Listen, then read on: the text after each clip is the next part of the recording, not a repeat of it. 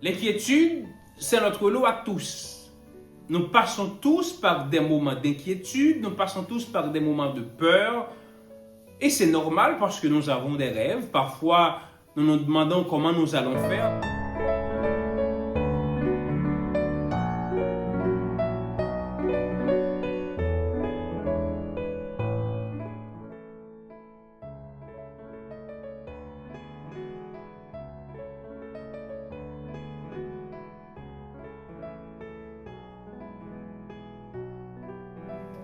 Mesdames, Messieurs, frères et sœurs, chers amis de l'émission Escapade, bonjour, bon dimanche, bonne semaine et bienvenue. Dieu et moi, nous prenons plaisir à vous accueillir à nouveau aujourd'hui pour passer ce temps à la présence de notre Dieu. Et aujourd'hui, je vous invite à considérer avec moi une petite méditation qui se déroulera autour du titre « Inquiet ». Point d'interrogation. Et le texte qui va nous aider dans cette réflexion est inséré dans l'Évangile selon Matthieu, le chapitre 6 et le verset 25. C'est pourquoi je vous dis, ne vous inquiétez pas pour votre vie de ce que vous mangerez, ni pour votre corps de quoi vous serez vêtus. La vie n'est-elle pas plus que la nourriture et le corps plus que le vêtement? Inquiet, point d'interrogation. Je suis persuadé, si quelqu'un nous aurait posé cette question pour nous demander si nous sommes inquiets, nous aurions tous répondu, évidemment que nous sommes inquiets. En effet, mesdames, messieurs, frères et sœurs, nous sommes tous inquiets. Nous n'avons pas tous les mêmes inquiétudes. Certains sont beaucoup plus inquiets que d'autres, mais nous sommes inquiets parce que nous avons des préoccupations de toutes sortes. Nos frères et nos sœurs qui vivent en Haïti pourront en témoigner beaucoup plus de cette réalité parce qu'ils sont inquiets. Et nous qui sommes leurs proches qui ne vivent pas en Haïti, nous aussi, nous sommes inquiets. Nous sommes inquiets pour leur vie.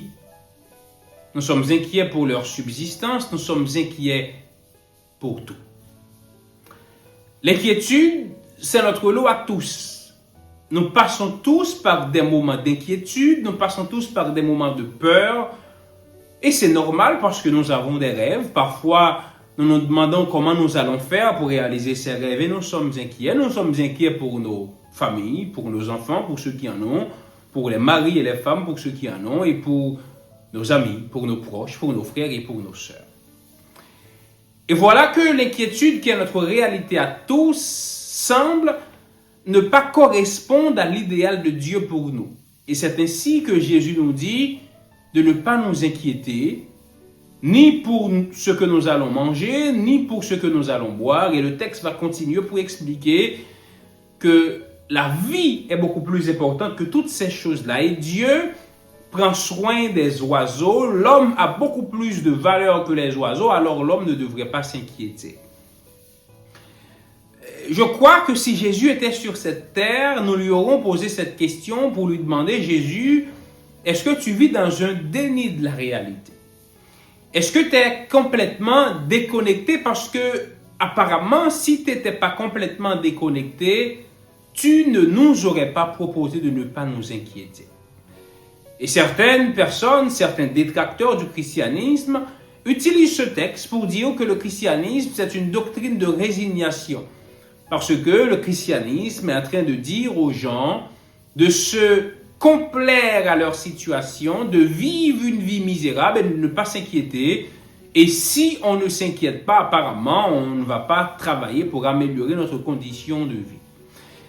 Je ne pense pas que le Seigneur voulait nous dire de vivre dans la résignation. Je ne pense pas non plus qu'il voulait nous dire de ne pas essayer d'améliorer les conditions de notre vie. Mais je pense surtout que Jésus voulait nous dire de ne pas laisser nos inquiétudes nous définir. De ne pas laisser nos inquiétudes nous plonger dans une réalité assez je dirais, assez chaotique, assez désastreuse. Ne laissez pas l'inquiétude nous entraîner vers une sorte de fatalité, mais de préférence de nous confier à la toute-puissance de Dieu. Vous savez, mesdames, messieurs, frères et sœurs, même les médecins, même les spécialistes en santé mentale ont conclu que celui qui s'inquiète beaucoup trop abîme son état physique et son état psychologique. Donc quand Jésus nous invite à ne pas nous inquiéter, il ne nous dit pas que nous devons vivre dans la résignation, mais il nous dit de préférence d'avoir toujours confiance en notre Dieu. Peut-être que vous êtes en train de vous demander, mais pourquoi je ne dois pas m'inquiéter? Je voudrais, avec l'aide de Dieu, me proposer à moi, deux réponses à cette question. D'abord, nous ne devons pas nous inquiéter parce que le Seigneur a le contrôle de notre vie.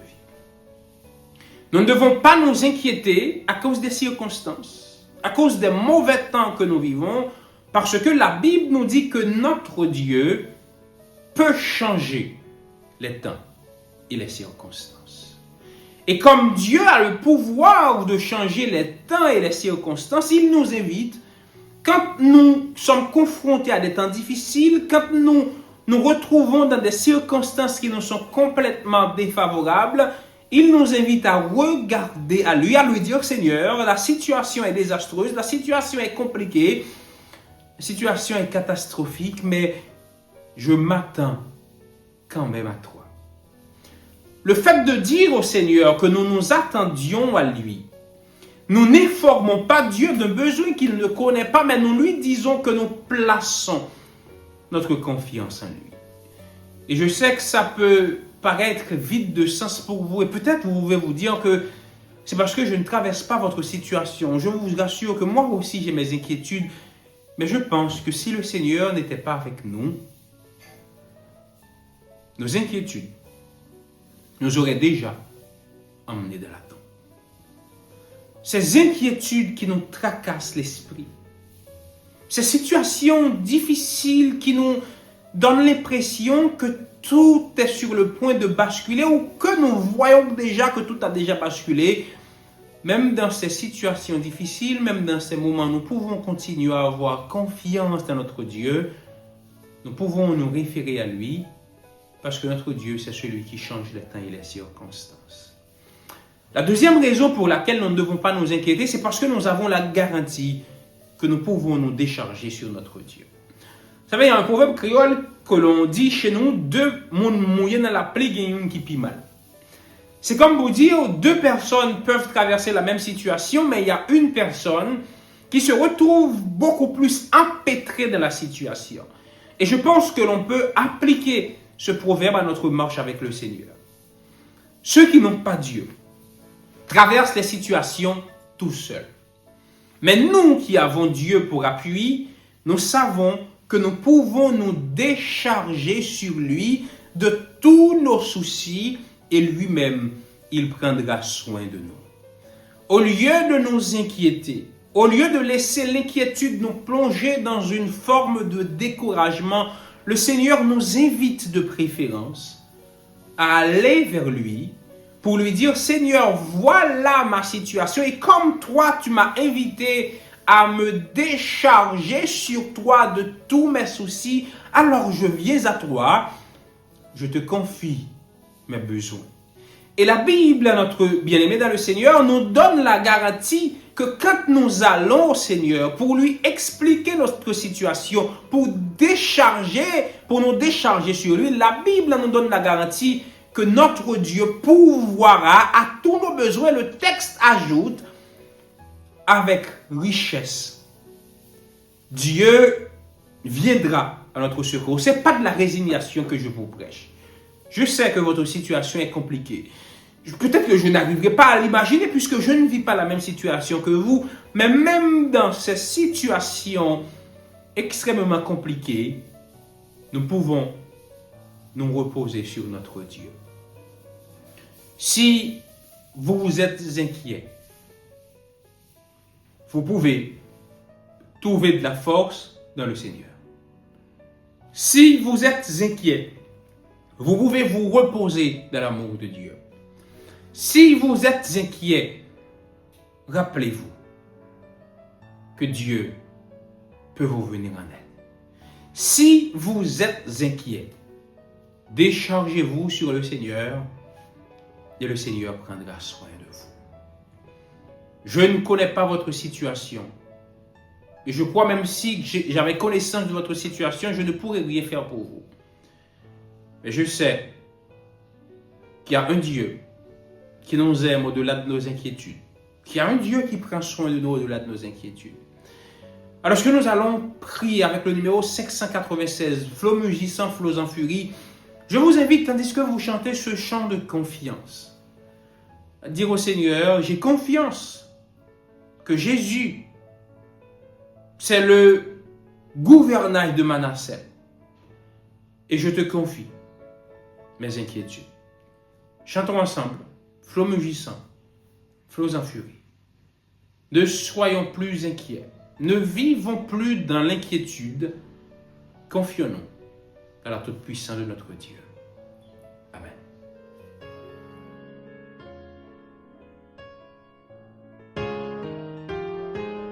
Hallelujah.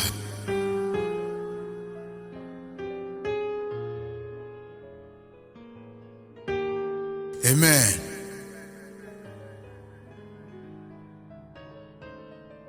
Flots mugissants, flots en furie, entourez-moi, je n'ai pas peur, quoi qu'il en soit, paix infinie,